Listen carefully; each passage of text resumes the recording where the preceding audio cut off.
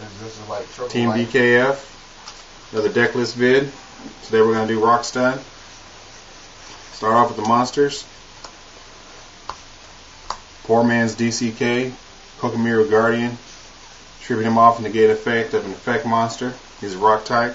In order to make him effective, you can either run that little spell card that's for the Kokimiru, but in this deck it's really wasted space, not worth it. I prefer to run a bunch of rocks to support him. Fossil Dynapac is a rock, good effect. Monsters can't be special summoned. While running this card with his low attack, it's best to have lots of protection. This deck packs a lot of protection. One of the best rocks printed in the game, Legendary Jiu-Jitsu Master. They attack into it. When it's in defense mode, card gets spun to the top of the deck.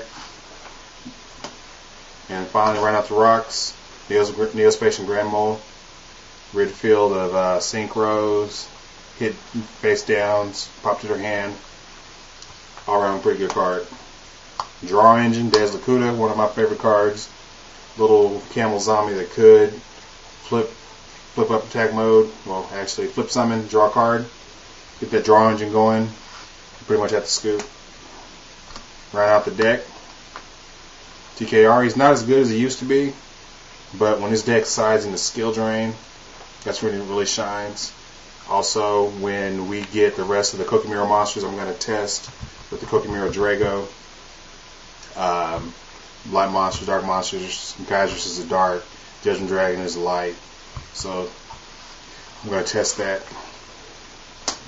Start with the spells.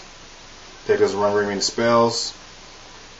Mystical Space Typhoon, single piece of spell-based trap removal, monster removal, one smash, one fissure, and multi-purpose Book of Moon. Reset your Jiu-Jitsu Master, put opponent's monsters in a more vulnerable position, stop Test Tiger plays, stop Synchro plays. Onto the traps. We'll start off with our battle phase. Interrupters, stoppers, removers, Deep Prison Mirror Force, fun little card, Scrapper and Scarecrow, primarily in this deck to keep your Dez Lakuta engine alive.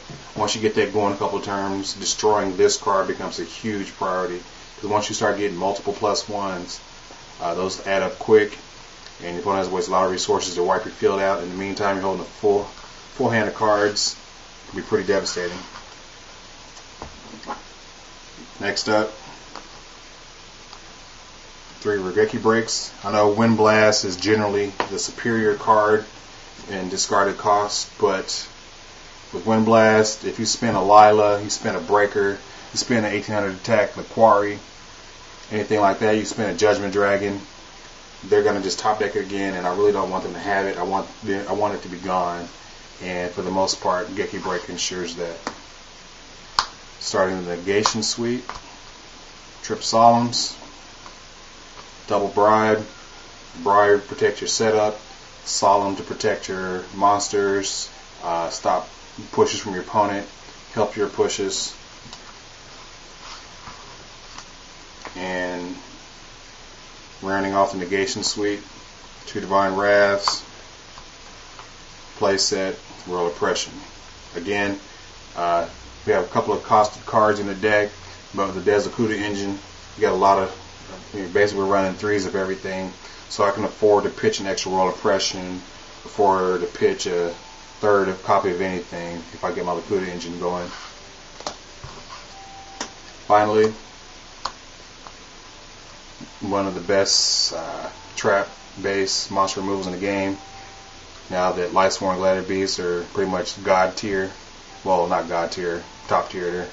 God tier would be Dark Arm Return. That's like God tier.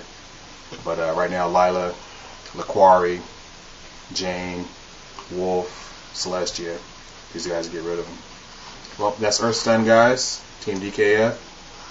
Wing Karibo. Peace out.